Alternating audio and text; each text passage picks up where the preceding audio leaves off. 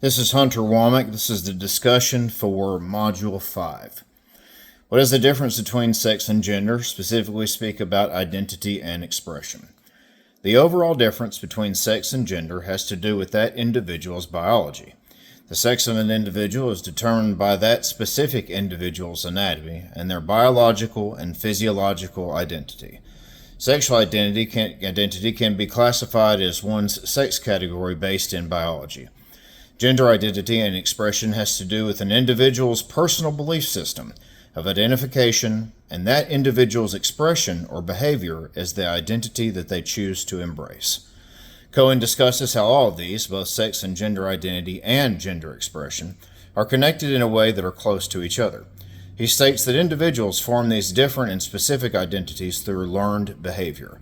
This includes different roles and expectations of individuals, and then the corresponding actions of those individuals to express them through interaction with others.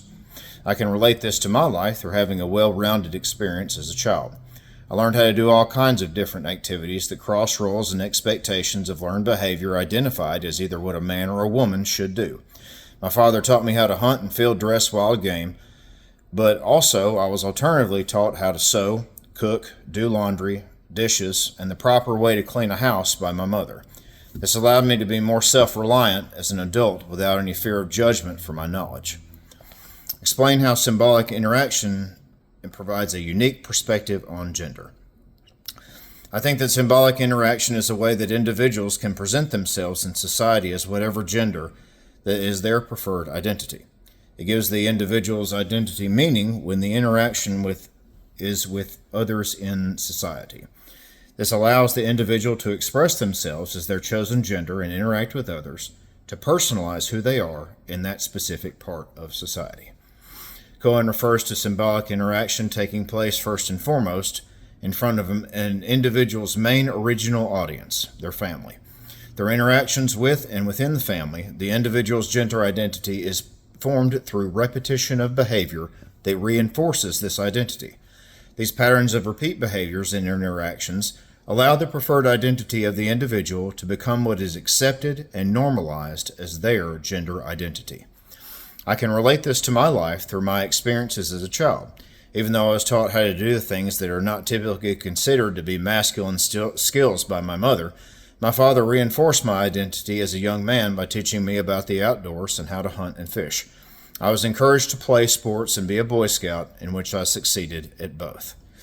Gender socialization occurs on multiple levels. I will speak to complexity and proximity. I think that gender socialization begins in the home. It can be within this environment that the shaping of roles, ideas, and other learned behaviors specific to the individual and their family setting begin to form. The different patterns that parents practice when either raising a girl or a boy are relative to whatever social structure or role becomes part of the child's identity. Cohen speaks on the different environments and social groups that affect gender socialization. Some of these include schools, the siblings of individuals, one's peer group and friends, as well as other arenas in the institutions of socialization.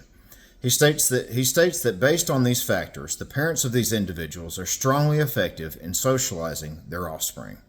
I can relate this to my life by again referencing how I was raised growing up. I was given a very open-minded view on others and their behavior by my parents, who are both very devout in their religious beliefs, but taught me to have love for others instead of hate or any other type of bigotry.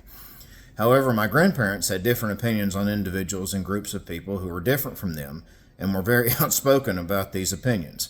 I had to learn to differentiate between these types of behavior as I developed my own belief systems as an adult. How does educational and occupational segregation occur? What is the gender pay gap and where does it stand? I feel that this occurs because of the conditioning of certain gender roles from the gender socialization that occurs in some families. There are specific occupations that are more dominated by one specific gender. The gender pay gap between these certain occupations has to do with the difference that men and women make doing the same type of job. This currently stands with women making around 80% of what men do in the same occupations in today's job market. Cohen references that one way that educational and occupational segregation can occur is from an individual's choice because of gender socialization. The other way that it may occur is through the decisions of authoritative individuals. He stresses that it is the combination of these two ways that answers the question as to why this occurs. I can apply this to my own life in my own profession. I can see that it is a diverse group of both males and females that decide to become counselors in my field. This can be attributed to the fact that both men and women suffer from substance abuse, so it is necessary to get both perspectives in order to better serve each individual client. Thank you.